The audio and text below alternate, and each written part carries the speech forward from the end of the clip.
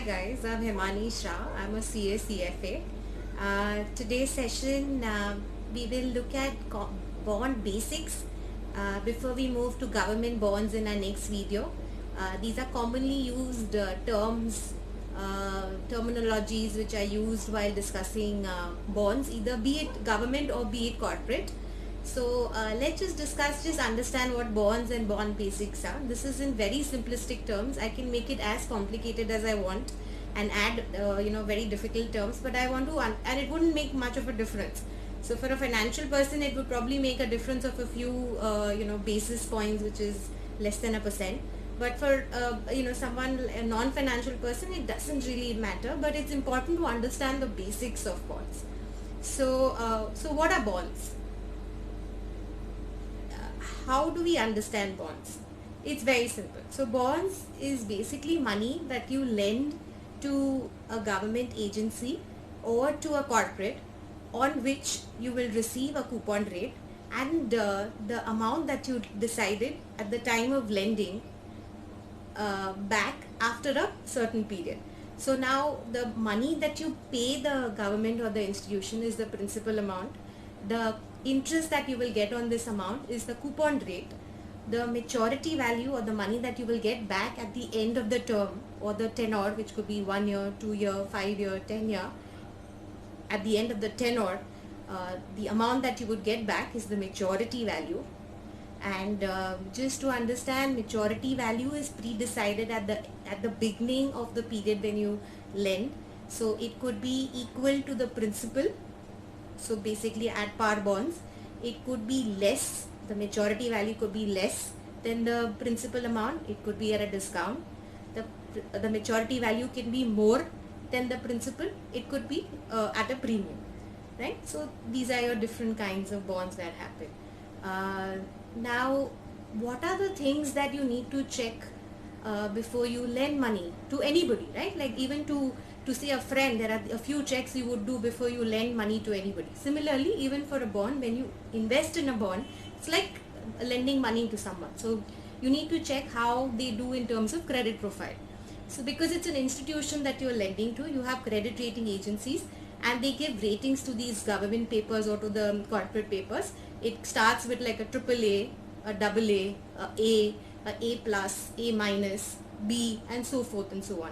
Like a C paper would be the worst in terms of risk, as in the highest risk. They would probably give you a higher return, but it's also very risky, because the amount that you're supposed to get back as maturity value and as your interest in terms of coupon rate, you may not get that. If the company defaults, if the company doesn't have money, and so those kind of papers may get a little risky, right? So you want to make sure you're in like the safer paper and who have a good credit profile. Now looking at the credit rating is one thing, but the other thing we always do is do our own checks, which is also look at the profitability of the company, look at how much cash the company is making. Also make sure that the company is working in an industry in which will do well going forward, and it's not going to be in a shutdown mode at any point in time during which you've lent the money.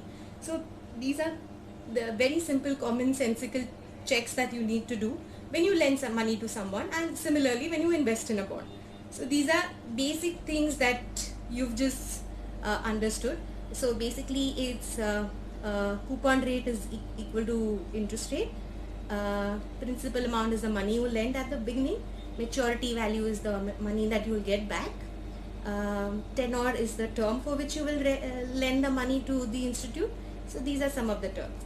Now credit rating agencies, paper, you want to see the credit profile. You also need to check general checks that you need to do on profitability, cash flow, industry profile.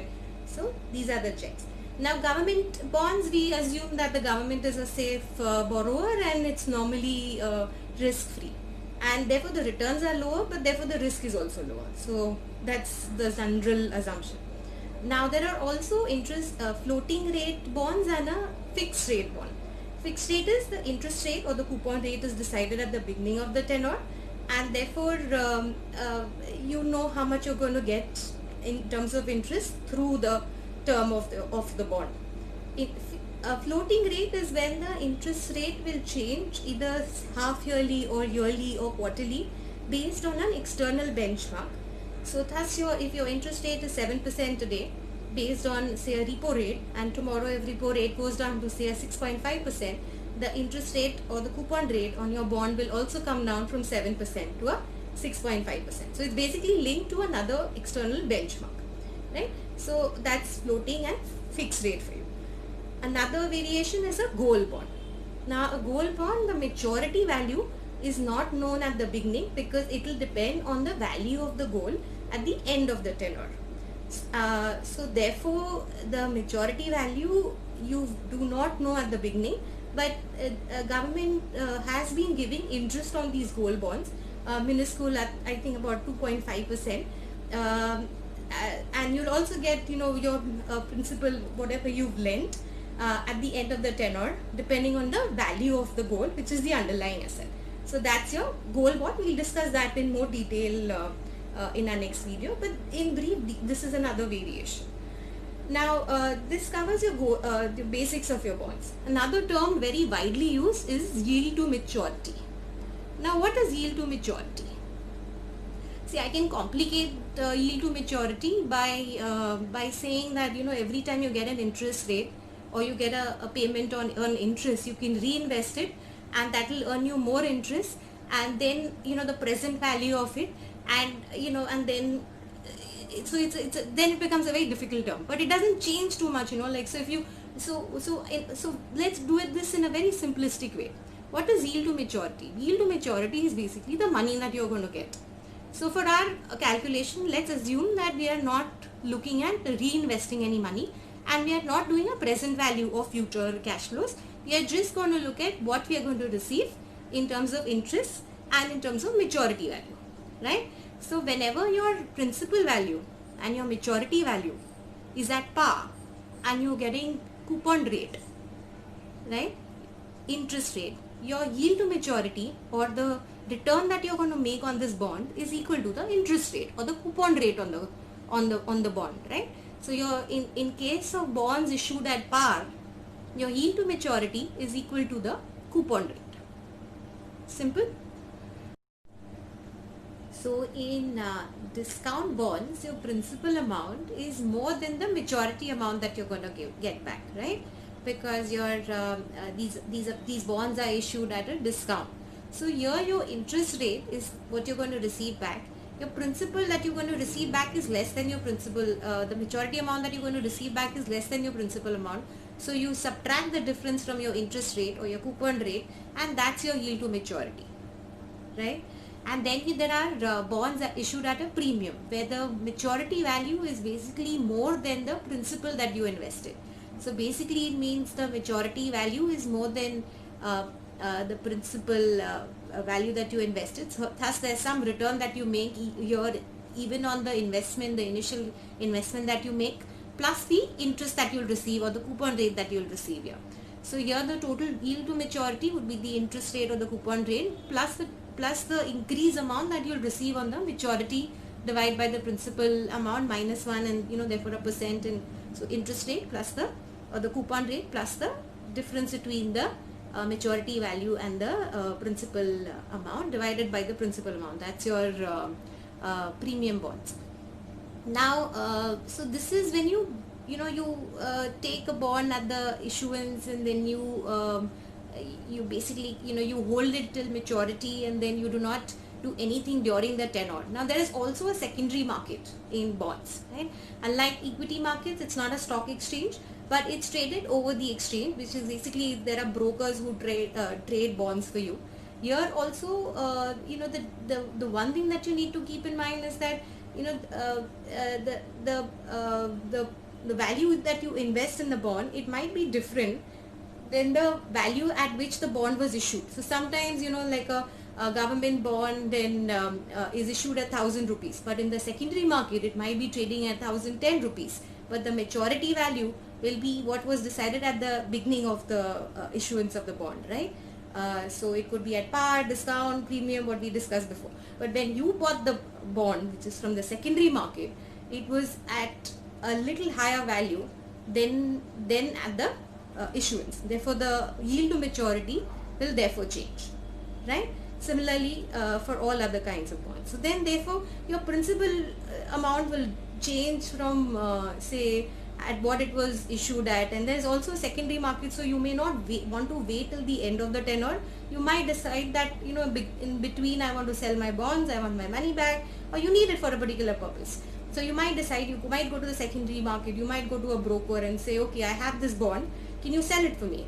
So he will sell it for you at the prevailing market price of the bond, which may not be equal to the maturity value, but at the prevailing market price. And you basically got the interest rate between the time you held it and the time you sold it. So that's your yield to maturity. So yeah, so secondary market also comes into play here. There is always some difference in value here. Okay, now another thing to remember is also that interest rates might affect value of or the prices of bonds. Why is this? Now suppose interest rates are at 7%, right? And your coupon rate is at 7%, and you bought this bond. Now after a year, interest rates go to 6.5%, and so now the next, and this is a year forward. So suppose the next year the interest rates fall to 6.5%. The new bonds which will be issued at say $1,000, right, at a coupon rate of 6.5%.